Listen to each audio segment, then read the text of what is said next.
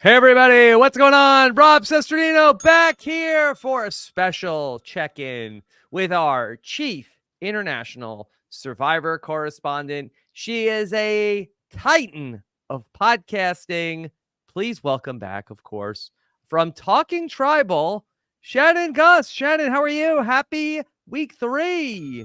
So you're gonna say Happy Valentine's Day, Happy which it Valentine's is. Day to all Yeah. those who celebrate. But, so we're putting this out for the patrons on Wednesday, and then we'll drop it for everybody else on Thursday. So Valentine's Day will be over for a lot of people when they But for listen to me, this. you. Yeah. So happy Valentine's Day to you, Shannon. Yeah. And I have to The say, communication will great happen. day for it to be Valentine's Day because I love this season of Australian Survivor. I'm so glad. And you're Australian Survivor's biggest champion, so I'm glad we got you back here to talk I about thought I was a more challenger. contender. A contender. Sorry about I that. I See? actually do keep saying Yeah. champion instead of titan. It's really bad. I did it on Talking Tribal. Yeah, Like I do they're love very similar. Australian Survivor. You know, I love, Survivor. Look, there's different flavors of it, and the Australian flavor of Survivor. Last year, I think I came in. I was too hot No, on people love that. being down on the. I know people like that, but I'm not gonna. I'm not here today to poop on U.S. Survivor, Boo. but I am here to celebrate Australian Survivor. They're just such different They're shows. different show. It's a different show, and I would say that the the U.S. Survivor, and it is like incredibly well made, but it is much more of like an exploration of the human condition and the journey of its 18 people. Whereas Australian Survivor, and I will say that I think that this is more what I prefer, is like the game that is being played currently by 20 people. We're not necessarily like on a journey with Kelly exploring the person that she is going to be at the end of these 50 days. We Yeah. are very much sitting with the person that Kelly is now. Are we going to get the full backstory of why is Kelly like this? No. Do we I don't need think we it? have I the don't think time. so. I don't think so. I don't know that there's enough.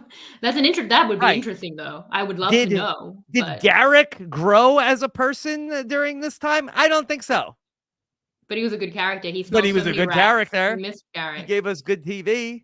So the game is red hot. There's so much fighting going on. I'm really loving it. So it's just a different thing, a different animal than and maybe in Australian Survivor 47, maybe there'll be a little bit more going in different directions. But as of right now, we're loving it. I just think, well, there are some things in US Survivor. We're not doing this US versus Australian thing for every check-in I'm forever. not. But there's some format aspects of Australian Survivor that are so good. Like two massive tribes has always been at its best when it goes really well, like two concurrent merges. And that's what I think we saw and it was breaking down. The swap could have ruined it, but it only made it better. That it's like literally just like two merged tribes, two whole worlds of 12 people where full on factions form. Mm-hmm. And then they swap, and that's madness. And like all of these mechanisms have been missing from the new era. It makes the new era feel a little bit more slight. And I don't want to say that the new era is more twisty than Australian Survivor because that feels unfair. Because Australian Survivor can have massive twists and it has non-eliminations. And only a couple of seasons ago in Brains versus Brawn, especially, it was like some of the most egregious twists we've ever seen. But I do think under David Forster so far, who has done the last two seasons, it's felt really clean. This week, just a swap and then just good, clean strategy. And it's like, at its best then, Australian Survivor could be fairly clean with hopefully painless enough non-elims, and two massive tribes, a swap, like cool characters, kind of that highlighted editing that's been a bit more even but still had its stars. Like there are ingredients here for what could be just like phenomenal Survivor. And I think that the fact that the two things are so different and so like diametrically opposed at times, I think it makes it easier to like make less comparisons between the two because it's like, okay, Yes. this is like very much Australian Survivor at its best, and it's very different than what we're going to experience in the U.S. Survivor in a couple of weeks. And yet we do it all the time. I feel like we just compare them all the time. I feel like everyone compares it all the time to make the points they want to make. When you're down on US Survivor, you'll say things like, not you, but the royal you will say things about Australian Survivor that aren't even true. Like like it never has twists. And if you're the same way about wanting to be down on Australian Survivor, you might do it for US Survivor. They're very different. Like, they shouldn't be compared. I shouldn't compare my two cats. They're opposites from each other, and yet I do compare them all the time. So maybe it's a good lesson in just enjoying the different things that we have. Okay, well, and that's what I'm aiming to do. And I'm very much enjoying this week. Thank you for making this time to talk with me about the latest week of Australian Survivor. I had been keeping up. I was, very much wanted to hear what Nick Idanza said on the last podcast. Always a great guest. So I wanted to hear Nick. And I just am really, I love this whole group. There's very few duds here in the Australian Survivor season 9. Yeah, depends who you ask. But okay, let's go through it. Let's go through it by characters. Who's like your top level characters of who you're enjoying and why? Okay. So going back to, we talked a couple of weeks ago, and my favorite, I think, was Mark at that time. And I love Mark. And I think that Mark is a really good chance to, I thought at that time, like, wow, Mark is going to run this game. He did have a good first 2 weeks. I have to say, it's feeling like it's going a little Simon-y for Mark at this point. Simon-y? No, Alex is Simon. Alex is Simon? I mean, I feel like he's never really on the bubble of, like, I feel like that Mark, a couple times now we're seeing that, okay, he's got this plan going, and then frickin' Riri. Yeah. So I watched you on Talking Tribal this week.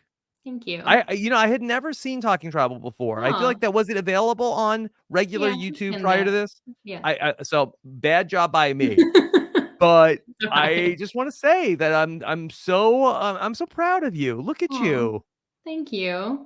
Look at you. Did you like it? Yes, I thought you did a great job. I mean, you're such a natural. And I mean, I knew all this, but I just hadn't seen the show myself. And so you do such a great job. Thank you. And we're so lucky to have you. Oh, well, don't make me feel. Well, now I want to be nice to you. Don't do that. I mean, do what you want. No, don't do that. Don't sway my. But my anyway, but I think that there was some discussion of whether Rihanna made the biggest blunder in Australian Survivor history. Yeah, I thought that was a little hyperbolic. Do you have a better example of the biggest Not off blunder? the top of my head. Kara's the one. Kara's if you remember, we watched that season less than a year ago, but we just seems like such low stakes. Because when we talk about the biggest blunders in U.S. Survivor history, we have things like Eric Reichenbach or even Wu or even Colby, where it's like, true. Okay, I make this blunder, I've lost. I don't make this blunder, I win. And I think it's hard to make the biggest blunder in the show's history on day 12, where it was like, what was it really going to change for Riri? I did when it happened, when they showed her votes. I was like, well, why are they showing her like having this existential crisis in the voting booth?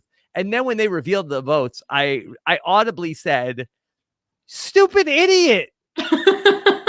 Well, that's probably what it is. I actually agree with you in terms of blunders. For me, like, Wu's the worst mistake in US Survivor history, because again, it's that like 8 vote difference. It's the $900,000 door versus not. And we have that in Australian Survivor. We had Shan, who made the same decision. She could have taken Brian Lake and won. It's not as bad as Wu, because she only lost 4-5 instead of Wu, who got like decimated, but she still lost. And it was a really obvious decision. Yeah. So that's the worst decision probably in Australian Survivor, because I agree, like, when it's so tangibly in front of you, that's it. Would we say differently if Rihanna had gone home instead of Sarah? Because Rihanna I think really so. Nothing. It would have been more like a Tyson type situation. And I think that the story wasn't even told from Rihanna's perspective. Like, I feel like that the next episode, did they even like have like a check-in with her where she was like, oh my God, my friend went home because of me. I feel so stupid. Know. It was only from like Mark and Carolyn's perspective. Is it Carolyn or Caroline? Caroline. I wanted like the Penna confessional, like when he accidentally sent Jeff Kent home and was like, like he had that moment. But I think that it would have been funnier. Well, I cooked it. yeah, that's perfect. I think that Yeah, I think that had she sent herself home, that would have really put a fine point on how awful that was. And like it Mhm. was clear, but like it would have really just been that terrible. And because and like she did nothing to save herself. Like it's like almost a flip of a coin that it could have been her. The fact that it was physically based is meaningless to me. So it Mhm. also seems weird that I don't even think that she's necessarily better in challenges than Sarah. So the fact that it could have been her, that's funny. Sending home an ally, it doesn't. It like it could have been as just Yeah. like out there funny, as you said, like stupid idiot level. But even if she'd sent herself home, that might have been that might have been a I bit closer to something like a Wu or a Shan. But I still think that those like last minute, you will literally win the game versus losing the game. Like nothing can beat yeah. that in a pre-merge. I just feel like I think I have to care about Rihanna to like have Yeah. her have the worst blunder. And with all due respect to Riri, No, I nothing her so far. but that doesn't matter. Like, but still, if she sends herself out of the game, it's still Tyson I level. guess so. And then It's a she has difference the between thing. losing and being in, but it's not the difference between losing and winning. And she got lucky that it wasn't even the difference between like losing Hmm. and being in because she sent home Sarah. Yeah. Sarah as well, though, like you can't feel that bad for her because she as well took so long to get She on was the in the cuddle train. crew. Yeah, she has. You know what? This is a little thing. I was watching her Okay. post game, Yeah. before and after. She also mentioned a partner. Like, was that entire freaking group coupled up? Listen, Shannon, let me tell you about a little thing called uh non-ethical monogamy, I No, think it's ethical called. Okay, non-monogamy. whatever. I watched Couples Non-ethical with Thruple. monogamy is very funny if you think about it. But ethical I non-monogamy is think what you we've seen that mean. on Survivor. The like, hey, you're loyal to me. I'm Yeah. gonna be like doing whatever I want, but I demand loyalty from you. Yeah. I think we do Yeah. have a lot of ethical non-monogamy. Maybe. I just think with these players, a lot of people have said, like, and even Zach said today, he's like, I was so harsh on the players, probably harsher than ever, but it was deserved. I think it's because it's like a debut season. It's a rookie season, and we're seeing it. We're seeing it really play Yeah, out. look, and we can be a little like, this is a thing that we have to like. We don't know them as people. We're talking about what happens on TV, but we have to You also. did say stupid idiot. I said I'm telling you in a moment. I'm being open here. Okay, I mean I can pull my punches if that's what the audience wants, No, yeah, we want come in hot, but I'm telling you, Australian Rob. I don't Australian know. Rob. I don't. I told you I nothing Rihanna, Well, and and I have no idea. Like, I'm sure she's a lovely person, but my reaction was, I'm telling you, my reaction when I saw what she did was that I said, "Stupid idiot." and it was the chorus heard around Australia, Rob, and the world. So who can blame you? Yeah, It was bad. It was really. It was but the whole day, the whole thing, everyone in that episode, like has a lot to answer for. We went through it in depth, with Omer and Zach today, yeah, but and I'm disappointed. my gosh, I would have under I normal don't even think it's circumstances. out yet. Yeah. Yeah, I would have listened to that podcast Oh, had it's it out been now, available as of for like two me. minutes ago. Yeah. Crazy. Okay. So it that I look. I try to like. I do not Yeah. like to show up No, I unprepared know. for a No thing. one thinks you're unprepared. This is your podcast. Your name is on the acronym, so no one Yes. thinks you watch Talking Tribal. Like you're here. It's all good, Rob. Yeah. But Okay. yeah. So Kirby Okay. versus Ferris. Feelings? Yes. Tell me. Yeah. No, I mean it's so good. I love it. I love it so much. You know, Ferris and Kirby is just so fun. And we've talked about this a lot in the evolution of strategy of, there are not many like prolonged pre-merge wars that go on. And I think that's one of the reasons why Heroes versus Villains Yeah. is such a great season that you Which really one? have. I was talking about the US Heroes versus Yeah. But Villains. you could say Simon versus George. The fact that that went on that long was Simon versus insane. Yeah. George, yeah, is similar. And you didn't exactly have it on the Heroes Tribe in US Heroes versus Villains, but like Rob versus Russell goes on for weeks and weeks. And somehow this Ferris versus Kirby has just gone on for so long. And I would love to talk about the two of them a little bit. Yeah. Well, who are you rooting for? Which side are you on? I feel like having So to pick a side though is cruel because I truly love them both. yeah, I love aspects of them both. I think that Kirby is the better player, and I think that Ferris is better TV. Kirby's such good TV. Like, I'm surprised you. I mean, like, compared to Ferris, maybe she is slightly worse TV because Ferris is electric. And preseason, even I was like, this I guy think is top she's just professional fine better. TV so Really? far. I'm so Yeah. upset. I'm so upset that you feel that way about her because I like it is kind of like she does it in this. I don't want. It's not Chaos Cast like, but it's almost that same duality where she's kind of pulled back. Yeah.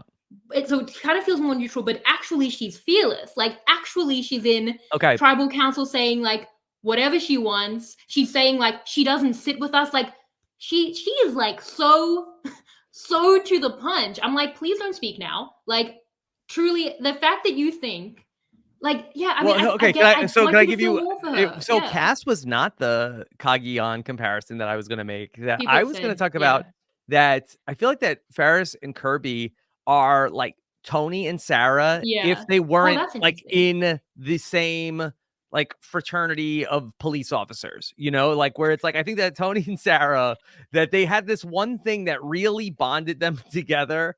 And but I feel like that, you know, maybe if you just like took that out of the equation, like the cops are us away from them, like maybe they would have been arch enemies. Well, they were, and I feel like there was like a little bit of that connection with Kirby and Ferris. They were aligned early on. They Yeah. really wanted to work together. Like Ferris was devastated when Kirby turned on him, and I got such great insights in the Garrick exit interview today, which I really encourage everyone to listen to all the exits from this week. They were all great, but he said that like Kirby was in on the challenge throw with the cuddlers, and like this foundational kind of mess that had happened in that first vote. So there was a connection there that did derail. And I find that a really interesting comparison because a lot of people have compared Sarah to Kirby, possibly on influence and secondly on looks. I feel like the charisma for Kirby to me is a lot more clear for me personally, but I hadn't heard the like Tony Sarah. Because Ferris, and I think that like Tony that. is probably like, and maybe Tony, like the like final version of Tony in Winners at War is a much better player than Ferris is, but maybe like Tony 1.0 and Ferris 1.0, No. like there's some similarity there. No? Oh, there's similarity. I love Ferris, but Tony 1.0 and Kagiyan is still one of my favorite wins ever. There was skill there. I mean, Tony's a unicorn, but Ferris is the bombastic, idol finding, alpha, loud guy compared to like Kirby's more kind of, again, in affect neutral, but in gameplay baller. She's not so different from Sarah. But I do think that Tony got lucky on a number of things in Kagiyan. Made his So own luck. I don't want to say that The it was Tony like a way. perfect game by any stretch of the imagination. I've But always felt like Tony and Kagiyan, it wasn't perfect. Definitely not. But it was like the highs were so high to dig him out of the lows and the holes that he dug for himself that I feel like they were higher highs than, well, but then he was basically in the, what was the Sky Nest? What was it? Spy Shack or Spy Nest. Anyway, Spy. Yeah. It should have been the Sky Spine. Anyway, do you see whatever. Tony is coming back to social media? That. Have you seen this? People think it's a trader's run. I think that he's very close with Sandra. I wonder if Sandra is like referring him to the traders. I would watch. Yeah. With Tony. Yeah, I think it could be a podcast. What? I'm wondering if Tony could be like doing positioning podcast. himself to do a podcast about the Tony podcast. I'd listen. I don't want to endorse another podcast on this one, but I think Tony's the kind of person who would start a podcast and do like 3 episodes and just never podcast ever again. Run hot and fast. Yeah, and the thing is, those are going to be the 3 best episodes of any podcast ever. I'm so excited about it, but yeah, I mean, look, I'm going to do a recap. That's going to be my. That's what I want to do. My new podcast is going to be a recap of Tony's podcast. Shotgun. I really want to be part of that with you. You could be my co-host. Because I feel like Tony and Kagiyan, I'm very high on that game. What? The name of our new podcast is called Talking Tony. Oh, I was going to do the Tony cap. Talking Tony, I think we got it. No, that's copyrighted to Network 10. But all right, well, I'm excited about that. Ferris isn't Tony 1.0 because Ferris is probably between that and Game Changers Tony, not in a bad way, just like that's a hard comparison. But in a character comparison, yes, and in a rivalry comparison, possibly, but just more played out better over one season. And Kirby's way more interesting than Sarah Lucina. I'm sorry, it's true, but you don't see that. You don't think she's that in? You think you're I mean, just look, with that you look at this with a much finer tooth I just comb really like than I Kirby a do. lot. I will go back and I will, in my next week's viewing, be keeping a more keen eye out for it. I think you started to answer my question, but my big thing coming in was like, why is Garrick so mad at Kirby? What did Kirby do that Because has got Garrick like in a blender? He's so I think mad. And I'm like, I'm trying to remember the votes. I'm like, well, was there a vote where they betrayed Kirby and Garrick? I'll answer your question. First, I wanted to say, like, in terms of Kirby being great TV, her name's coming out of the urn and she's like That was smiling and good. being like, that's not how you spell it. Like, she's just so cool. Like, I think I have a girl crush. Like, I just think she's awesome. But Whoa. sorry, it's true. I think she's amazing. I just find it really amazing when you see just women come out and run the game like that. Like, is it long term? Is it like a 47-day game? I don't know to this Well, I point, but just know that I sleep soundly knowing that I gave her 2 chizzy points a couple of weeks ago. well, that wasn't deserved. I gave her 3 this week. I saw the potential. I feel like she's made good of it. It shouldn't work, but nothing Kirby does should work, and she somehow is okay. That's like why I want to bet on her now. I said last week I'd probably, if I was choosing a winner pick in week 2, which would be unhinged, I would have probably chosen her. And I feel like, does it make sense to bet on her? Should she have longevity? Absolutely not. But I kind of just feel like by sheer force of will and charisma and aura, she will. So I'm obsessed with it. But okay, so what did Garrick do? Well, why is Garrick mad? Because Yeah. what did Kirby do? So back on the red tribe, the pink, whatever, the original rebels, there was a first vote against Peter, and they were aligned. Garrick even told me in the exit he was more aligned with Kirby than Ferris. And then firstly, I found in the exit today, Kirby was part of the challenge throw, which Garrick was very upset about because he was like, I've injured myself trying in this really hard challenge and without the help, and you didn't tell me. Then she threw her and Rihanna's decoy votes. Yeah. Remember we discussed week 1 and I was like, I hated that move. They were still fighting about it. Like, and yeah, and I've been so highly vindicated on not liking that move. They've been fighting about it for 2 weeks. Like they've swapped and they're still fighting. Yeah. Then Ferris doesn't tell And at Kirby the time, about we did not know if she that I had presumed at the time, like she told them, right? She told them she was doing this, right? She didn't. She Yeah, didn't. she didn't tell. Yeah, no. Yeah. So they were mad about that. And then Kirby didn't tell her about his idol, which might be the lack of trustworthiness that she's speaking to, but she never voted with them and she just blindsided them by throwing those votes.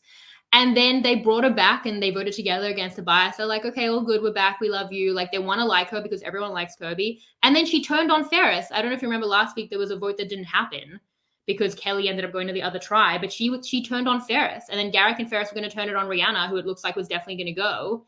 And that's what started the war. So if I was Garrick, I would be pretty mad. I'd be pretty mad that he trusted her and she betrayed him like multiple times and then he brought her back and then she like extra betrayed him again. So I get it. And I feel like for Kirby, as much as I do love her, a tribal council, when she's like putting it on them, I'm like, no, you're actively wrong. Like you are objectively in the wrong here. So.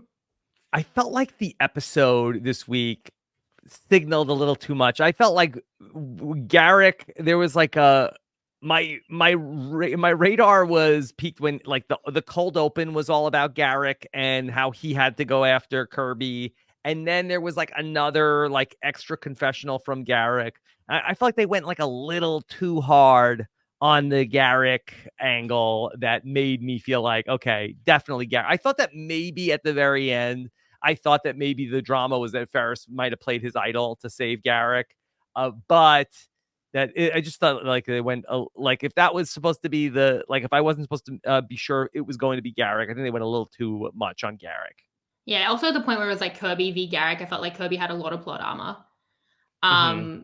Yeah, so I think that they've kind of done that a lot this season. Like it's something you could criticize. Like my brother often says, he's like, I go into the challenge knowing who's going to lose based on like whose storyline is built up, especially kind of earlier on. But I do also think, while that is annoying, and I guess I'm thinking about it less in the moment, but I also think they're building up storylines really well, and they kind of like focus on each tribe as necessary, and we get like these really good concurrent storylines. So, I mean, you want to be surprised, you want it to be tense, but I also do think that they've done such a good job of building up these stories that it's working from a storytelling perspective, but maybe not as much like suspense. But I do see what you mean. Poor Garrick. It really did feel, even Nick said last week, he was like, Garrick is going to go as Ferris's proxy, and just immediately cursed him on that. So yeah, Nick did a good job of really talking up Garrick, how much he loved Garrick. We loved Garrick. I feel sad. I feel really upset. And he said he was a fan.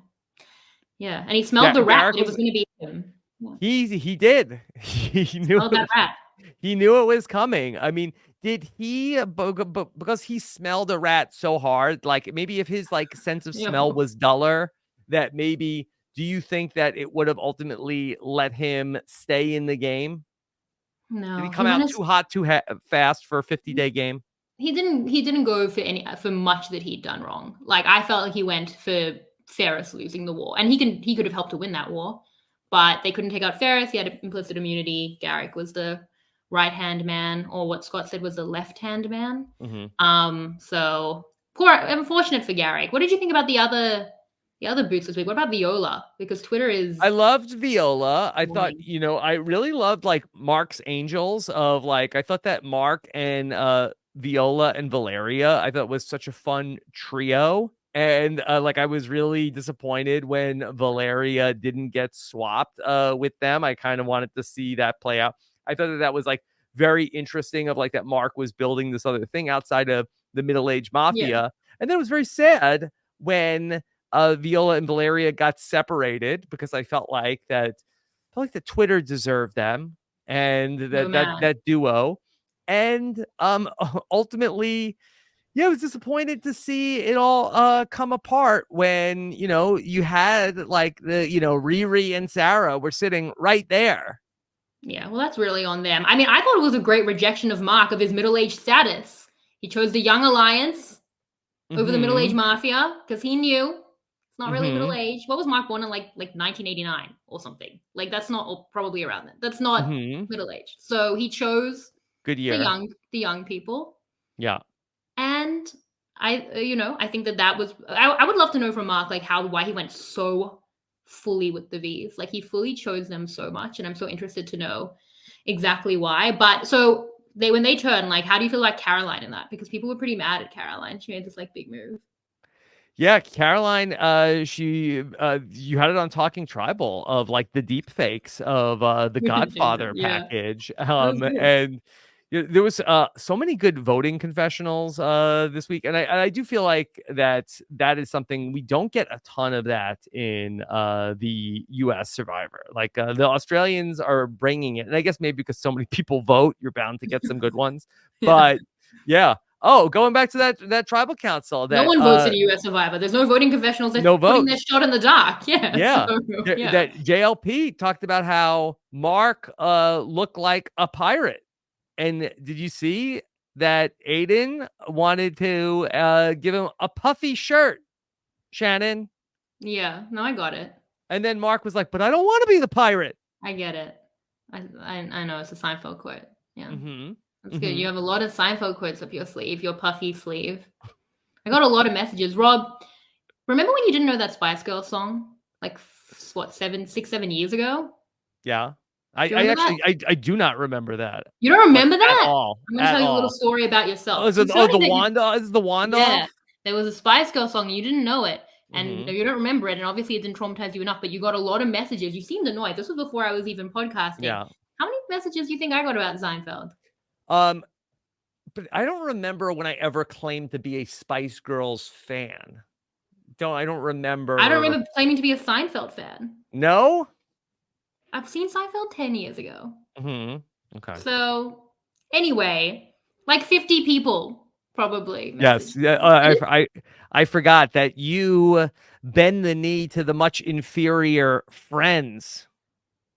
yeah. Okay, well, I don't want to do a whole Seinfeld versus Friends thing. Seinfeld is like the Beatles of sitcoms. I watched it one time. I raced my brother through all 9 seasons. And Mhm. I was very young, and I'm old now.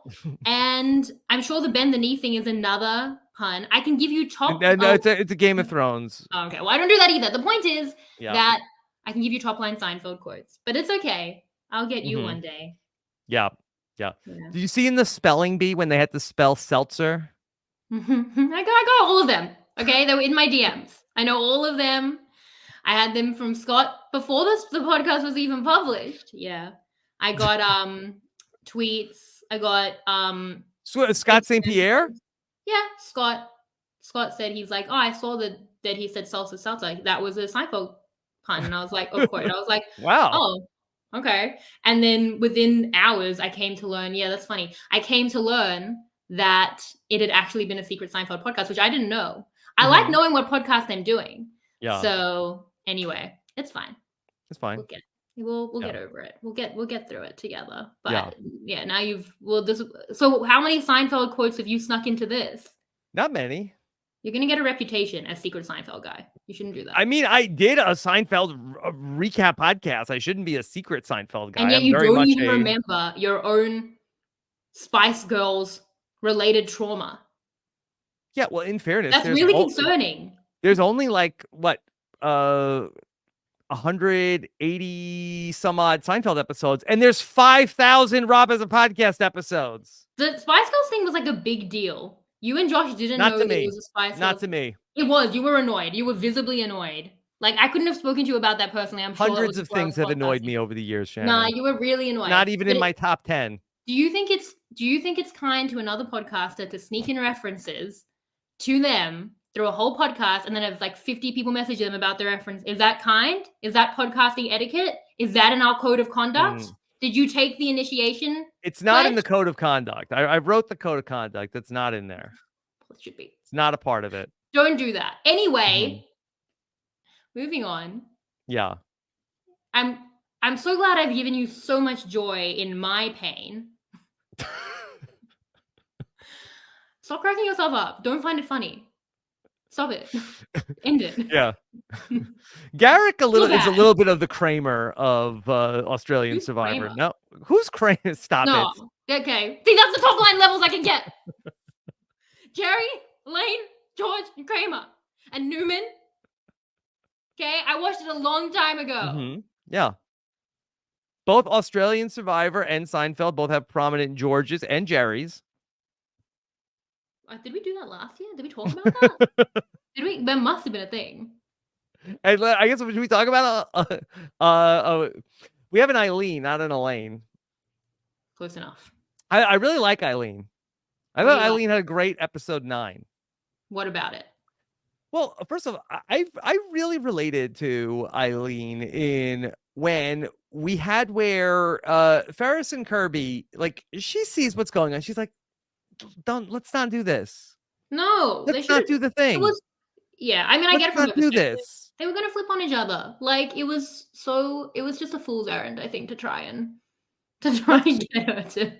Yeah, and just to relate to my own Survivor experience a little bit. Like, I've been in this position in the middle back in Survivor the Amazon, and it wasn't gonna be All Stars. No, there was no middle. It was everybody against me. It's so good because at the beginning, and there was the idol wasn't invented yet, and the shot in the dark wasn't invented yet. We don't have that either in this version of the show. At the beginning of the show, this podcast, you were so nice to me, and I was like, oh, maybe I'll be nice to Rob. But now I'm back. It's great. When was I mean to you? The whole Seinfeld thing, Rob. It was my whole weekend. It was literally cruel. Okay, so. But you're bouncing around through time. Like, it's you said, crazy to me that I started. It's like you started this podcast. You were so nice to me, but 3 weeks ago, which was before the start of this podcast, you weren't nice to me. Yeah, I was annoyed at you, and then you were nice to me, so I stopped being annoyed at you, and then you reminded me, so I'm annoyed again, and that's why I made a Survivor All-Star joke. And the joke was you weren't in the middle because you went home at the first Tribal Council. Okay, well, you definitely got me with that one, but. I wanted to talk about that. I was in the middle when Dina and Alex, for people the 5 people that know about this, were going after each other. I felt very much like, let's not do this. Let's not split this up.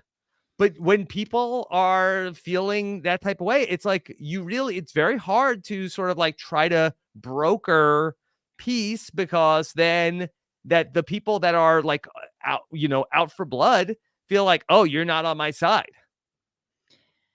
Yeah. I mean, for Eileen, who could have been in the Garrick spot of being the proxy who gets voted out, I get trying, but it's just so. Do you feel like that was her concern, that she felt like that she was going to be like, I'm going to be collateral damage if I don't stop this? In another world, she could be. Like, in another world, they think Garrick is too obvious. Like, they do clock Garrick as the vote. They could have probably shifted it down to Eileen. Yeah, in a world where they're turning on each other, there's danger. But I didn't get that she was coming from a place of like self-preservation. I felt like that she was coming from a place of like long-term, this is the wrong move to go after each other. We have 3 people here from the. I actually really like those 3 Titans that are there. Like, I really think that that's a fun group with Charles and Winna and Valeria. I But know all the names. It's crazy. I really do this season. I feel like there's been very few, and I guess credit to Australian Survivor that I feel like that. I don't know who the most purple person. You got a little bit of Scott, right? Could you name every player? I think I could. Let me try. So All from 24 or all the people currently? No, the people that are currently in the show. Don't ask me about the people. Who got voted out last week, Rob? Who got voted out? Who got voted out last week? Nate got voted out on episode 6. Episode 5, there was no tribal council. There was no tribal. Yeah, Kelly went to the other tribe, and then episode 4. So who went to the tribal council? It was one of the Cuddle Crew guys, right? The guy from the Cuddle Crew. What was his name? The insult. I don't need to know his name. You don't know Sarah's lover. He's got like it's like it's an unusual name, right? Tobias. I just gave Tobias. Yeah. Okay. Sarah's lover. Okay, but that's still pretty good. No, I could tell you that. So the 3 Titans, Charles, Winna, and Valeria, and then were there 6 of the rebels that okay, so there was so Ferris had him, Garrick, and Eileen, and then there's Kirby, and he has one more. One shouldn't be helping you. There's another one. He had 7. Garrick is left. Raymond. Okay, good. And then there is Kirby and Kelly and Scott. Yeah. Okay, you got that tribe. Okay. And then the other tribe, there's Alex and Riri are left, Rihanna, with Mark, Eden, Jaden. Oh, Jaden. See, that's the one that you Kitty, Caroline. Yeah, that's it. Is there somebody else that I'm forgetting? Is that everybody? Yeah, that's it. It was 8. No, it's yeah. So I'm doing pretty good. I mean, yeah, you're watching and covering the show. You know all their names, but it's good that you do. Mm-hmm. It's good. It's a little bit. I mean, look, at this point in last season, I don't know if I could have necessarily done that. Yeah, I mean, you couldn't. There were people that made the finals I couldn't have named at this point last year. Wow, Matt has really taken some shots today. I wasn't talking about Matt. You know Jerry. You mean Liz? You're wearing a shirt. You're wearing a shirt. I am wearing my. Liz is having a baby. They know it all. Congratulations to Liz. I'm joking. Is one of the many. Come on, lighten up, everybody. Having a baby. That's you're gonna get roasted for that. Good luck. Good, and then you'll be happy. I am. I'm thrilled. Brains versus Brawn, and we asked you at the end to name all the cast. You couldn't do it. But you can name Tobias right now, so maybe Tobias is nothing Tobias. Well, in this podcast, I'll never think of him again. Sure, he's a great guy. I don't even know. I asked his girlfriend. I was gonna say. I think Tobias was actually unattached. I mean, maybe ask his girlfriends, but I don't think there was one. He's into unethical monogamy. Okay. Unethical non-monogamy, maybe. Whatever. Cheating. I don't know. I don't want to put that on Tobias. We're joking. It's fine. He's a great guy. We don't know. Unless he's not. Why were we naming the contestants? We were talking about. Didn't think I could. Eileen. You were saying Eileen because you identify with that, and you liked her minority split vote, which was created by Redacted. Okay. Who invented the minority split vote, Rob? You should know that. You're talking about Nick Wilson? Redacted. Okay. All right. Well, then you wanted me to answer your question of. I wanted you to. You said Redacted invented the split vote. Who is Redacted? And then I was supposed to answer also Redacted. Yeah, but I would have seen the knowing in your eyes. It could be so many different Redacted people. For the record, you're the one who brought Redacted up. He invented the minority split vote. If he did a minority split vote, it's kind of Eileen's fault if you think about it. for using the move. Yeah. It's Okay. an important move. So yeah, and I thought that was a really great moment where Eileen is like, play the idol on Garrick, and Ferris is like, no. I think I'd be happy with the idol. Yeah. And Garrick like had no reaction. You know, I would have thought that Garrick would be like, giddy up. Yeah, you No. have an incredibly bad read on who Garrick is as a person. Garrick would be like, I smell a rat. Yeah. Literally his consistent tagline. I've never met a human right. being with such a tagline like that. Like, that's his merch. Mike and I used to wonder, what's the Yes, you merch? should have that as I merch. smell a rat. 100%. But I was surprised that he's like, yeah, let's do this. And I think he was like, I think he was like, I'm going home, mate. Like, Mhm. play the idol. I feel like he was also kind of pushing that. they're like, no, we're not gonna do it. Because Ferris already misplayed an idol. Like, you're Ferris, you find idols, just play it. Tony, yeah. Well, I mean, look, yeah, we discussed this on the podcast today because I feel like, you know, he's in a if Garrett goes, he's in a minority, he doesn't have an idol, that sucks. But the possibility of taking out Kirby, Ferris really needs to take out Kirby, like for many reasons. Who would have gone home in that spot? Would it have Kirby been? would have gone. It would Kirby have would have gone. But they were worried that Kelly had an idol that she'd play on Kirby, and then Kelly would have gone on the minority split vote. Yeah. Okay. And that wouldn't have been that good. Just losing Kelly there. No. And then you don't have an idol, and then you're in a minority. No. That would have been a worse spot than he's currently in now, in the minority with the idol. Kelly had a quiet week this week after she had such a big week last week. You and Nick disagreed on the podcast, and I wanted to tell you all week, yes, that Nick it felt like that ultimately this twist was a bust. Oh, yeah. He did not like how it played out. You said that you thought that there was even strategy in her sitting out of the challenge, and that it did work. Yeah, but it was still, you thought it was still good television for her to sit out of the challenge. It was funny. I thought it was funny. Yeah, I wanted to say that I agreed with you. Not to say that the great Nick Idanza would not be right about something. But no, I have adored watching Kelly. I thought she's so fun. And then the idea of sending her over was inspired. And then, yeah, I really was very curious about, okay, so she sits out of the challenge. Her job was to throw the challenge. Like, does she then have to stay a Titan? Like, because she basically like abstained from participating in the mission. But it was unclear until very late in the game, until that ultimately she was going to leave.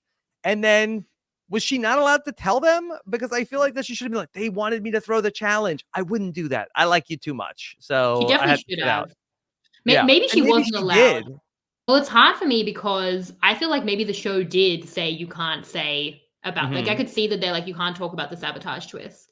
Yeah. But then I could also imagine that Kelly just didn't tell them, even though she was allowed to, beyond like all reason. Who knows? There's no way to tell. So I'm kind of going with the latter. I thought it was really entertaining. It's interesting that, you know, she doesn't have those relationships necessarily. Like, we didn't see any of that with like Valeria, Charles, Winner, that she spent some time with. Like, they do go over to that side. Do you think it was like Kelly's secret Titan bonds? I think that if Kelly was like a major player in all of this, I think they would have showed it. Yeah, I agree. I think so. I agree. But there are some. Those were not the Titans that she hit it off with. Yeah, there are Kelly stans that are saying that, you know, maybe it was her. Maybe it wasn't Kirby. Yes. I mean, those people are wrong. Those people are they're not right, but there are people that are saying it. There's one person. There's one Kelly stan. But one Kelly. Yeah. So you had mentioned before the podcast that you said that Kelly has a merch store.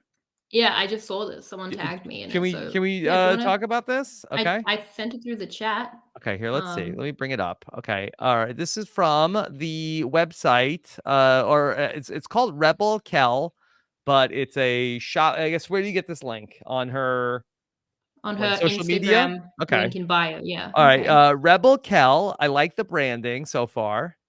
And okay, we have some shirts that say, "Are you single?" That's a Nathan, which people didn't take too kindly to. So maybe we shouldn't be certifying, merching up. Nathan seemed to like it.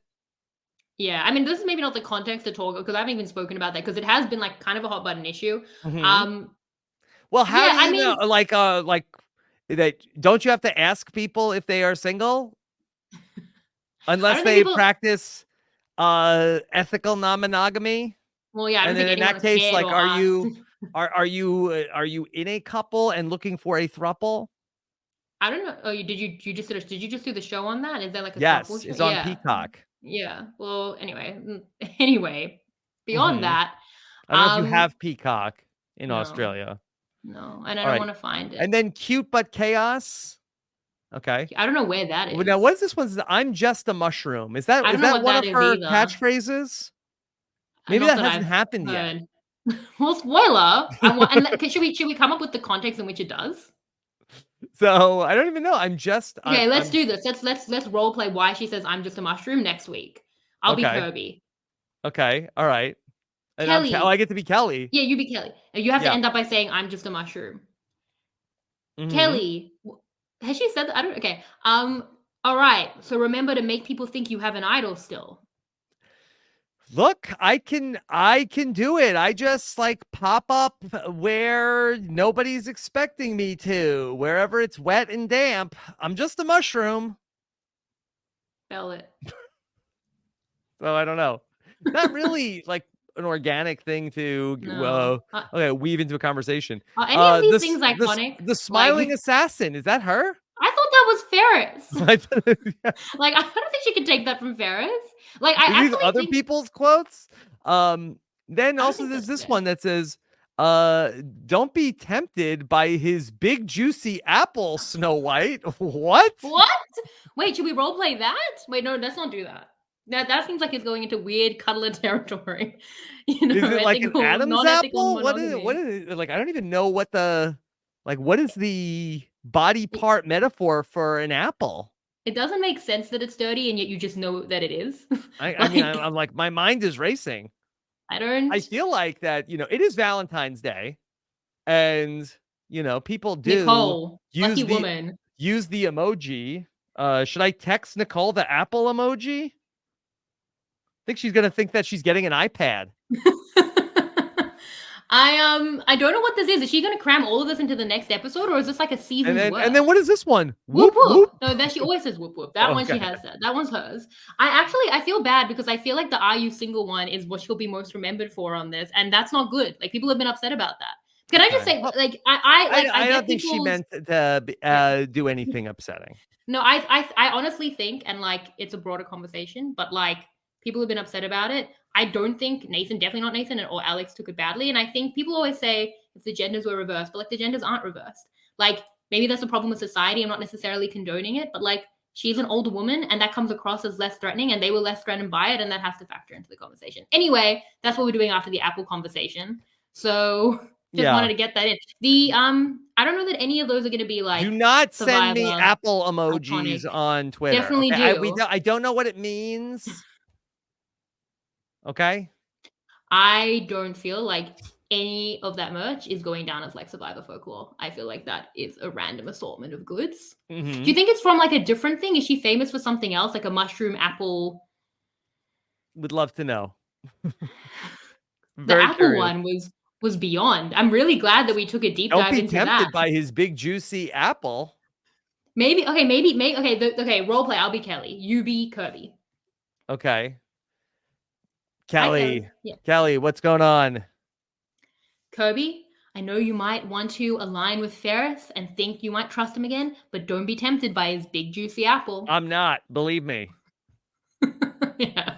So there you go. So that's how that's gonna be a wild pre-challenge scramble for Kelly next week. Yeah, I mean all the cuddlers are broken up, so I don't know how much tempting is going on.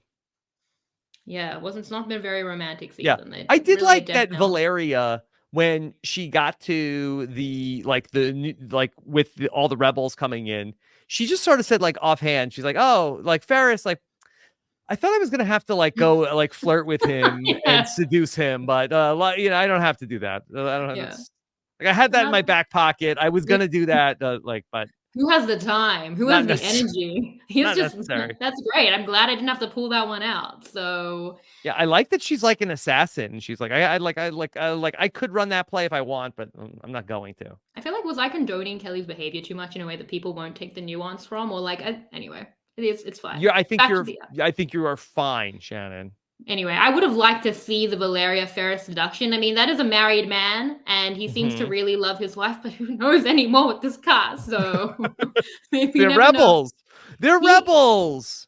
well, clearly they're relationship rebels. He even made Yeah, that's what that's the whole rebels tribe, where it's like, if for your cheaters. partner can't be mad at you, like I'm a rebel.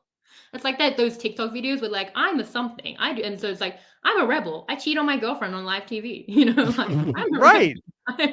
Yeah. Well, Ferris in the secret scene that I posted, and I talked about this on the You recap. want loyalty? Marry a The dog. Titan. Yeah. Although, yeah, I mean Frankie was kind of pushing Nathan away, so I think that's Ferris made a coconut wife in the secret scene, so I that's how didn't much know he that. misses his wife. Can you tell me what is a coconut wife? It's not like an American Pie type of thing, right? Jesus God. No.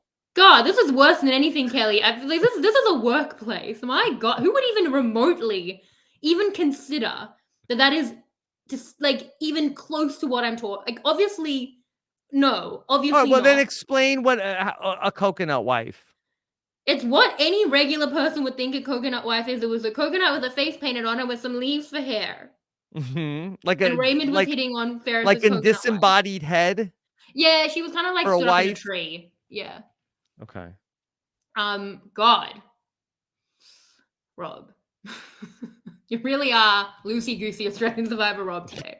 On Valentine's Day, on this hallowed day of love. Yeah. You should feel bad, but it's fine. Okay. I'm gonna make you feel bad about this literally forevermore. But you're doing a good job. Okay. That since when? Since when do we spell chili with 2 L's? British spelling, What American. the hell is that?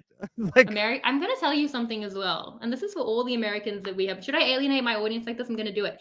You're not the center of the universe. Actually, a lot of the things that you do is dumb. You should adopt the metric system and our version of spelling.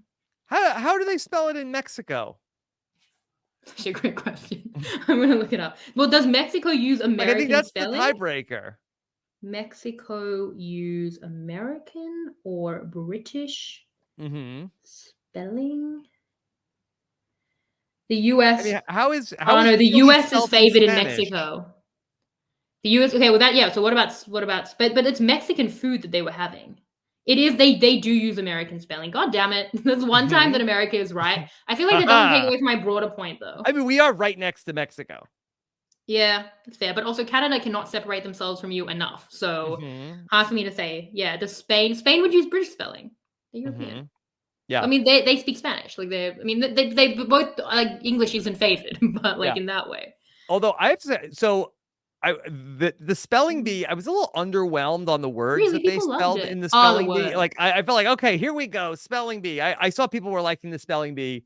I mean, could we throw a guacamole in there? Like I feel like you spell guac right now. Where does the U go? Guac. Guac? Yes. Is it not Gauc? Guac. Definitely not Gauc. That's embarrassing. I'm really bad on GUA words, like guaranteed.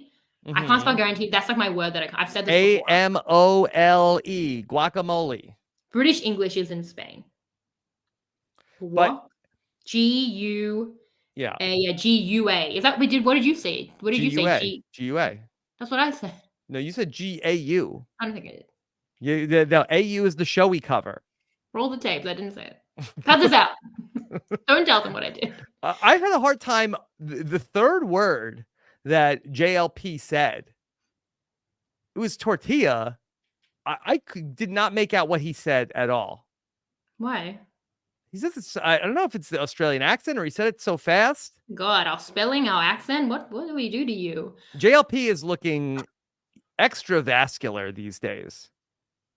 True and fair. Oh my gosh, it's Valentine's Day podcast. They should have done like tequila. That would have been funny. Yeah, that would have been tequila. That's another. It's not easy to spell. How many L's are in tequila? That's what I was going to ask. I would think it's one. Basic spelling. TEQUILA. Last time, basic math. Podcasting is a lesson in humiliation. I'm gonna look Mm-hmm. it up. I'm gonna look. This is I think it's one L. tequila. It's one L. But how do you spell it in Australia? Even here, it's one L. Just the one. So I think. Okay. Yeah, no, I don't drink. I don't often have to spell tequila. I'm not someone who drinks tequila, really. Okay. But I am someone who eats tortilla and guacamole. Yes. Yeah. Let me see what else happened this week. So Did we talk enough about the Mark and Caroline of it all? What do you feel about Caroline? Did you give a take on Caroline? People are very harsh on Caroline. Why are they hard on Caroline? I felt like that they could be hard on Kitty, harder on Kitty than Caroline. They didn't like Caroline voting out Viola. Yeah. But Viola was coming for Caroline. I mean, right? I'm preaching to the choir. We agree. I wanted. Listen, I loved Viola and the Killer V's. I wanted them to be a thing. Killer V's. Has anyone been saying Killer V's? Did we say that last? That's excellent. I don't think I made that up. I think that was in the show. I feel like that at least in week 1. I feel like that was mentioned. The Killer V's. Really? Yeah, that's great. There was a lot there. There was a lot with V's. V for Vendetta was great. Yeah. She was very gracious, Viola. She got it more than many of her fans have got it. So. Yeah. So yeah, that was definitely disappointing. And then I felt like, okay, well, here comes Mark. He's ready to go on like this Natalie Anderson run to avenge Viola, but it's just not happening. But then, so it was like Natalie Anderson run wouldn't be today. That would be any week from now. But yeah. Yeah. Well, I mean, the inciting incident from that point on, it was like, okay, well, Mark's going to get revenge. But we had where then Caroline says about Mark, she's like, I have a plan for him. But we didn't really get what it was in the episode. Is Caroline going to let Mark get back in the fold? I don't think she's going to kill him. She sounded she sounded really ominous. The plan should be to vote him out. I have a plan for him. It's to vote him out immediately. Like he's been incredibly untrustworthy. That's done. Yeah. So they should just do that as soon as physically possible. This might be a little bit of a hot take, but I'm kind of happy Alex is back in the fold. Oh, it's not a hot take. Yeah. Okay. We all love Alex. Yeah. Yeah. Like, look, he had his comeuppance. And like I'm hoping to see I would like him to last long enough for Kelly to be a part of voting him out. That's what you want. That's how you want that to go. Yeah, I think that would be like good, like poetic justice. I think Can you do 8 weeks of Kelly? Are you able to? Oh, easily. I would do a deep dive with her. I love Kelly. Yes, I can have the Kelly deep dive. And we don't have any time limits here in Australia, so. Shannon, are you serious? I could have the Kelly deep dive? I'm giving it to you. It's a gift. What if she wins? I'm willing to take that risk. I think that. Wow. Yeah. Okay. Well, now I think I'm very invested in keeping up with the whole season. If you want to be on any deep dive, you can be on any deep dive. This is your podcast, Rob. Again, it's Rob has a podcast. Like, if you want to do any of these deep dives. Oh, so I thought you were bequeathing the whole deep dive to me. It's me and you taking on Kelly? No. You can talk to Kelly for as long as you like. I will not be there. For the other deep dives that I want to do, you're always welcome to. How do you know you won't want to do one with her? Gut instinct. Just 3 weeks of time spent watching her. Like, I feel pretty good about it. I don't know that I can do 8 weeks. I'm enjoying it though. Sam says I hate fun. Untrue. I'm having a lot of fun. I just think there might be diminishing returns at a point. And I think that's a fair assessment. Rob. Yes. Did Kelly really? Was that a fever dream? Did Kelly have a T-shirt that said "Don't let him tempt you with his big juicy apple"? Or did I? I'm like thinking back now, and I'm like, she didn't wear it on the show. Yeah, I haven't really, other than Eden's shirt, I really haven't talked too much about the other shirts on the show. Yeah, what do you think of it? No, I didn't. Did you get Charles's reference? What's Charles's shirt? I know it's just some nerdy goose game. But it's hard not to get references. Is it like Goose Duck? Is that it? No, it's not Goose Duck. It's something nerdier and more niche than that. I did, and it's over my head. Good. So yeah, I don't know about it. Yeah. What else is there? There's Raymond's I paused my game to be here shirt. Oh, okay. That's Raymond's shirt because I think that Kelly has been wearing that. I was like, that Yeah. seems like, is Kelly a gamer? Like, No, she took his shirt like a girlfriend shirt, and then she said it a lot, and that might have been another thing people had a problem with. But again, context matters. she took his shirt and that and was it against his will? No, I don't think so. But she was like, "I'm a gamer girlfriend." 8 weeks, you're gonna do in a deep dive. You're gonna talk about it. You should know what she did with the shirt. Then we can talk. You can talk it all Okay, through. well, look at that. If it comes up organically, You don't even remember what it's like to do these multi-hour deep dives. I think that's what it is. Don't you look, we'll go a couple of hours with Kelly. 5 hours. I Good luck know. going Yeah, less than like five 5 is too hours. much. 5 is too much. You met Kelly? Have you seen Kelly on the show? I'm so excited for this deep dive. I can't wait. I think you'll ask her one question. You'll be there already 2 hours later. So I think she's gonna Jess/Garrett. Don't tempt me with a good time, okay? You do you. But yeah, no, the Alex take of liking Alex, I feel people are like really enjoying the simonification. What do you think about like could this be like a new podcast concept where maybe I get like a headset and I'm like walking around and like I'm like doing like things just like like I'm gonna have I would do like a phone call, but we can get into everything from Survivor. Why are you walking around? I don't like to be just like locked in behind this podcast desk for like 3-4 hours. It's not good for you. I guess. I mean, you're describing a recurring nightmare that I have. Mm-hmm. Like where I'm just doing something normal and then I'm like, oh my God, I'm on a podcast. And then I'm like, wait, the recording equipment isn't working. I literally have a recurring nightmare where that's true. Then I'm like, wait, I haven't been writing down the edits. Genuinely, I have that nightmare like once a month. I've never said that to anyone, but it's just true. Mm-hmm. Yeah. So, I mean, that sounds like a nightmare. So you want to do the deep dive with Kelly, but you don't want to, yeah, like, could I be like folding my laundry like while I'm doing it? You want to be like how people listen to the podcast while you do the podcast. So you want to be present. It'll still be good. Yeah. I'm not going to be like checked out of the conversation. You can just like ask her questions. Just put the headset down. Just go make a cup of tea and come back. No, I would be very excited for that. You're really winning the job. Yeah. It doesn't. Maybe it could be a medium dive. Maybe you do it on your own feed. Okay, that's fine. It sounds terrible. You're not really winning this. Like this is an audition to me. Then I'm not like. So you're going to be not that invested. No, I am going to be invested. I just like if it's going to be super long, like I feel like that, like, I got a lot of stuff going on. You think I got up while doing my 6-hour deep dive with George? Mm-hmm. I did a deep dive with Dino that started at 11:30 p.m. my time. It ended after 5 a.m. my time. And it was an all-night podcast. And you're making it like this was Dino's fault. Dino. Well, we asked him a lot of questions. Of course it was his fault. It's his deep dive. What do we, yes. The deep diver sets the tone. It was bad. It was, yeah. Well, I've had a lot of midnights, because even now we started at midnight. Here I am. It's 1:30 in the morning. The sleepover podcast on my jam. Wow. So. Okay. Yeah. Well, I mean, are you blaming look at my notes. What's that? You're blaming me for Dino's podcast being 6 hours through the night? Yes. Unfair. Sorry, Dino, for the drive-by. Yeah. But... I mean, Marianne's podcast that I did that was over 5 hours. That was also Marianne's fault. I got bullied into doing that. It's always she literally said, "Rob, say goodbye to your family." She says that to people all the time. I don't even know why.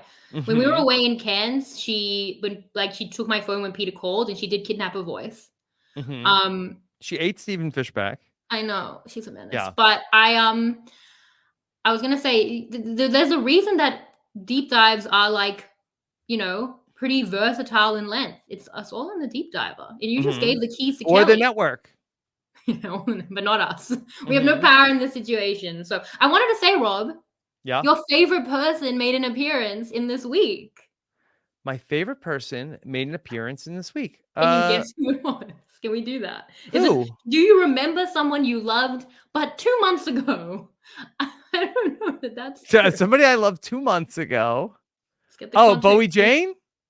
No, that was more than 2 months ago. And where would Bowie Jane be? Do you think just because we're in Australia that she'd be clearly there was no Bowie Jane? I was on TikTok and I was just scrolling and then I got to like Bowie Jane was like live and it was like she was like in a pool, like just like talking. I was like, should I say hi to Bowie Jane in the chat? But I didn't want to like disrupt it. Oh, Who? where was that deep dive? It was Peg Leg. Peg Leg? Do you remember Peg Leg? Yeah, what 2 he months was. ago, What do you mean he was? your He was favorite on Survivor sure. UK. That where did you see Peg Leg? Man, I really want to do the Survivor UK quiz with you right now. I think you could get maybe 2 There was people. Christopher. That's one. Peg Leg. No. I think that's it. I think we did. Then there was Matthew. Oh, you got Matthew. Okay. Yeah. Was there Peg- Nathan also? Yeah, there was. Yeah. There you go. Could you do? It's fine. We don't need to quiz you on every season of Survivor you've watched in the last 3 months. Yeah. Okay. Peg Leg though, when they were doing the pirate bit, and they said Eileen because she leans is Yeah. Peg Leg, Oh, yeah, and I yeah, was yeah, like, yeah. just shout out to a season that had not even aired when this was being filmed. Like Mhm. incredible the crossover. So Yeah.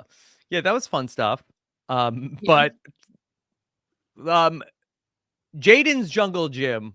What's the point? What are we doing? We're giving Jaden some airtime. Giving it airtime, but like why are we wait like that's insane that these survivors are like burning calories doing exercise on the beach. Like I know you're there for 50 days, but 47. yeah. Like, Welcome to Australian Survivor. that's insane. Welcome That's to Australian insane. Survivor. where they do exercise Yeah. when they don't even have to. All the challenges are really, really good. Even the reward challenges. They do such a good job with the challenges on the show. Oh my god, I'm just like, I have a vision in my mind. I'm sorry. It's like Australian Survivor is Jaden's Jungle Gym, and then US Survivor is like Drew and Brando talking about like Pokemon. And that is like such a perfect encapsulation of the where we're at. Pokemon gym. Yeah, well, it's not, but that's the 2 types of gyms, and it's the 2 types of Survivor. And yeah, I guess there's a 3rd type of gym. Yeah, that was, like, and we know one thing about Shannon Guss when it comes to Survivor. She's gonna catch them all. Catch what? Them. Not Kelly's deep dive. Mm-hmm. You know, it's funny because I watched these episodes so many times, and there are some scenes like the scramble that I've watched. Like I think I could quote it by heart like 15 times probably. And then like Jaden's Jungle Gym, I just saw that the one time. Like I never went back to that. Skip straight past. Like, yeah. Oh, this is okay. This is a good question to bring up with you. So I watched Talking Tribal. Thank you. And you like anecdotally mentioned about how no, the numbers made sense. It was a 3 and a 3 and a 4, and so like that everybody was incentivized for the 3 to split to the 4, and then and you mentioned like a spreadsheet. Yeah. And like I guess I felt like that it was sort of like metaphorically that hours. You then the producers cut to she made me do that. They cut to your literal spreadsheet, which I could not even comprehend what was even in the spreadsheet. Yep. Do you do that all the time? Or was it just that this episode was so fascinating to you that you built a spreadsheet about this? I honestly was doing it on Word, and then I just thought that Excel would make more sense. And honestly, a lot of the time I might do the working in my mind, but watching it for Talking Tribal before I can talk to my brother, I felt like I wanted to clarify it in my own head. So I listed out all the outcomes. It was very rudimentary. She was like, please send me the spreadsheet and I'll throw it up. And I was like, no, it'll look so basic. But honestly, it was funny. She made the right call. That's why she's a producer. But you were worried your spreadsheet would look too basic. Yeah, because I didn't do capitals or anything. I literally, it was like, who did you think would be dragging you for your spreadsheet not being good enough? Honestly, have you met the Survivor community? Who knows? Do you think the average Survivor fan has a spreadsheet? A lot of them do. Literally, a lot of them do. I met someone a couple of weeks last week at the viewing party. If you are a Survivor fan and you have a spreadsheet where you're crunching these votes, then tweet me an apple emoji. Firstly, I already got a message from Nutty, who is someone that I spoke to about this when there was a similar mathematical loophole in Survivor 44. And he was like, hey, the 433 loophole. And I was like, already on Talking Tribal with my spreadsheet. So that shows people are interested, one. Secondly, people have spreadsheets. I met someone last week who has a spreadsheet of every single Australian Survivor player by both favorite and also best player that he constantly updates. Mm-hmm. Survivor fans and spreadsheet makers, the Venn diagram is near a circle, I would think. That all Survivor fans are spreadsheet makers? I mean, not a full circle, but it's pretty close. Sam says nerd. Sam, you're a nerd. Give a like. Mm-hmm. No, we don't I'm yuck a anybody's nerd. yum, Sam. Okay. We are, I you're just, on a Survivor podcast. Like, we are nerds. Yes, we yeah. are. But I would almost feel like, and like, I don't want to tell anybody that they're doing it Me. wrong. Because but I do feel like that the the best survivors, like, I think, are not in the spreadsheet. Like, the greatest survivor, like the people that are able to execute on it, like, I feel like that it's almost like that you are like too far under the microscope to like Most of us could be nobody. terrible players, but no one's saying that's not true. But Mhm. do you know who was a big spreadsheeter? Who? The great and wonderful, my guest next week, Haley Leak. Big Hey, spreadsheet person. hey, okay, I didn't know this. Yeah. And that's why one of the And many she reasons I does love work her. under the microscope, right? Exactly. Yeah. So, well, the other side of the Like, microscope, she's no, and someone else. I don't mean to, like, I'm not trying to like make fun, maybe a little bit, Sam taught us that. but I'm not trying to like come down against the people like who are like really into, like, in baseball they'd call it sabermetrics. I don't know if you would call it that when you get down to it in Survivor, but I do wonder Just getting if my you head could around the be. NFL, Rob, please. Yeah, but I do wonder if it's possible to be too far, like looking at it at an atomic level, where like that it ultimately it's not it's numbers, but it's also the people.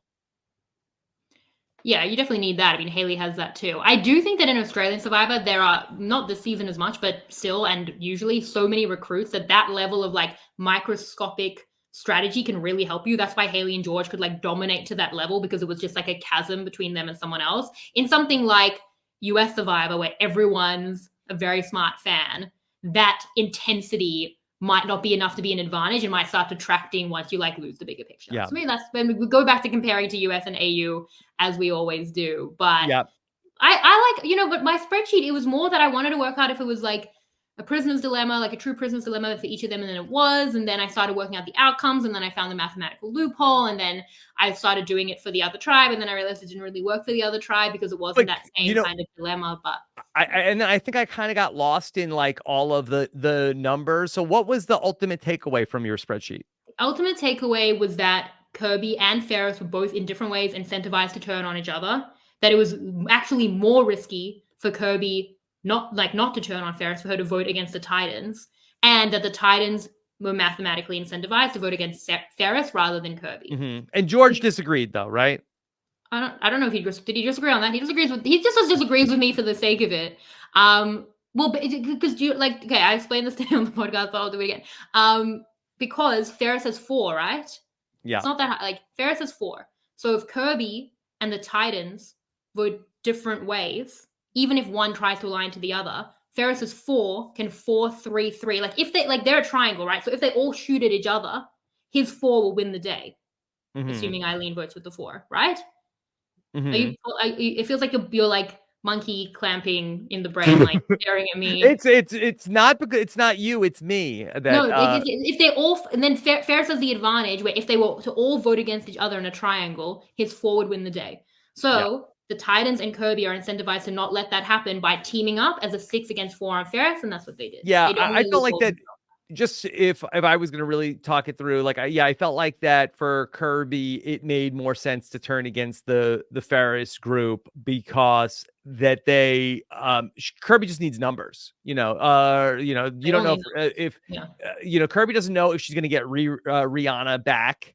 That's like her key person. She's counting on what, Scott and Kelly that's her army right now. So that could be good. She really does need reinforcements. So reinforcements. Rihanna enforcements, yeah. So Rihanna. Yeah, I definitely see why it makes sense from there's a lot of reasons. From Kirby's part. The ultimately the ragtag bunch of Ferris and Garrick and Raymond, and somehow Eileen is with them. That I don't have a lot of hope for that group. It's not a good spot. But then you're saying, like, if they're incentivized in different ways, like if Kobe's incentivized to turn on Ferris, then even more he's incentivized to turn back. It was just that like insane incentive to the point where like the break had happened and it was like, going to happen for so many different reasons. But I hope you like my spreadsheet. This is what you're paying me for, right? Like that's the time and effort that you and Talking Tribal are investing in me. And I think it was in my contract, like make spreadsheets. And yeah, again, this is like the deep dive of you decided to do the spreadsheets. Nobody asked you to no do one them. asked me to, but No it's important for me, for my thinking.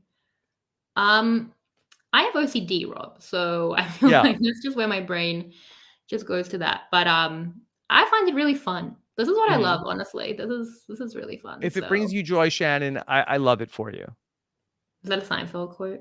Nope, definitely not. Nothing. I'll never trust you ever again. Okay.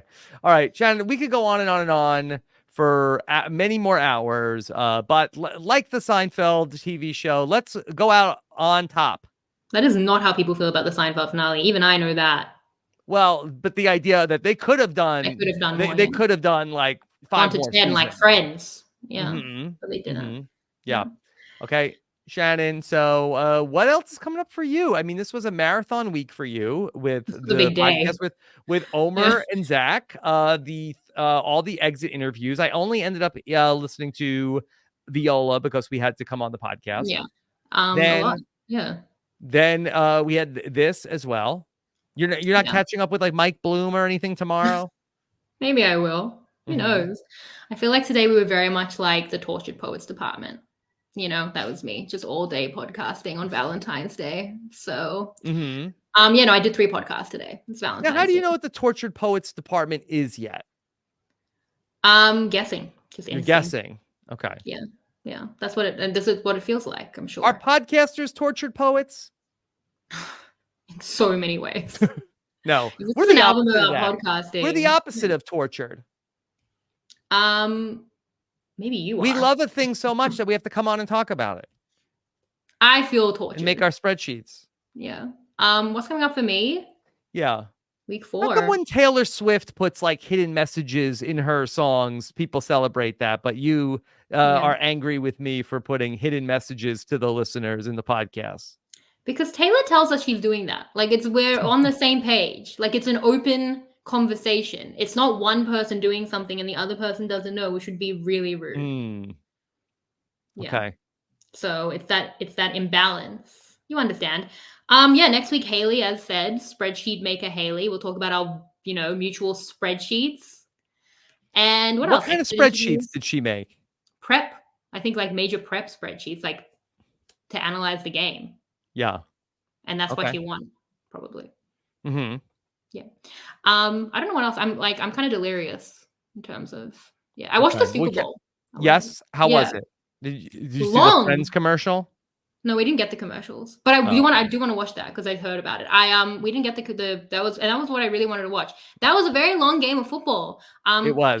It started at 10:30 in the morning. Apparently, the 7th longest game of football ever. And I thought my dad came over and I was like, we'll get lunch around 1. He's like, this game will end at like 3, and it did. Insane. Went on for such a long time and didn't understand what was happening. And Mike was trying to explain things to me. Like I know we went to that Jets game. Yeah. But it was just gibberish to me. Anyway, I had a good time with it. You were messaging with Mike Bloom in real time? Yeah. And he was explaining what was happening. Yeah. Yeah. And he was saying like punt. And I was like, all right. And he could have been lying too, but he probably wasn't. Yeah. And what would be the upside in lying to you about the football game in a text message? What was the upside last time? Who lied to you? You! About what? By omission. By Seinfeld words. It's not a lie if you believe it, Shannon. Rob, what did Mark learn this week? What did Mark learn this week? Okay, you're taking too long. It's really obvious. He learned that revenge. Don't trust Rihanna. Yeah. Well, but he learned that revenge is a dish best served cold. Okay. And that's what I did. I put secret code messages in this podcast. Did you pick up on it? No. Good. I want everyone to message Rob if you picked up on it and tell him, and don't think someone else probably told him. Assume they haven't. Message him and tell him the code. Be more upset. Look what I... No, not fine. No. I've worked really hard. I've worked really hard on it. I'm annoyed that you don't care. It's like the worst reaction to that. I did a whole... Whatever. That's it for me. I'm done. That's why. Be mad. All right. Yes. All right. Shannon, well, great job once again. I'm still proud of you. Thank you. Even if you've set a booby trap for me. Did you really not get it? What did you put? Like Taylor Swift songs? No. What is it? I'm not telling you. Okay. Okay, well, it's in a similar space to that. And everyone knows you're a big Taylor Swift fan, so you should have got it. Okay. Well, I'm glad. I'm upset that you kind of half got it. How predictable am I? Are you mad about this? No. Did I go too far? Don't care. It's fine. I'm devastated. All right. Well, Shannon, thank you so much for making this time. I'm in it now. I gotta keep up with it and do the deep dive with Kelly. Yeah, well, that's true. Maybe you go till Kelly goes. Oh, no, I mean, we're 3/8 of the way there. So, I mean, we're almost halfway. Like, so yeah, I get up, I exercise in the morning. So, it's great to be able to, have this. I don't have another show that I'm watching. So this is great. We'll check in sometimes. Yeah. Maybe we'll do another one. And then maybe after the finale. So, look, I'm not going anywhere. No more pranks. Okay. All right. Put the violence down. All right. So let's, of course, shout out to all of our patrons who are watching along with us. RHAPisawebsite.com/patron. Try to make it very easy for everybody around the world to enjoy these great international reality shows. Shannon, anything else? I don't think so. Okay. All right. Take care, everybody. Have a good one. Bye.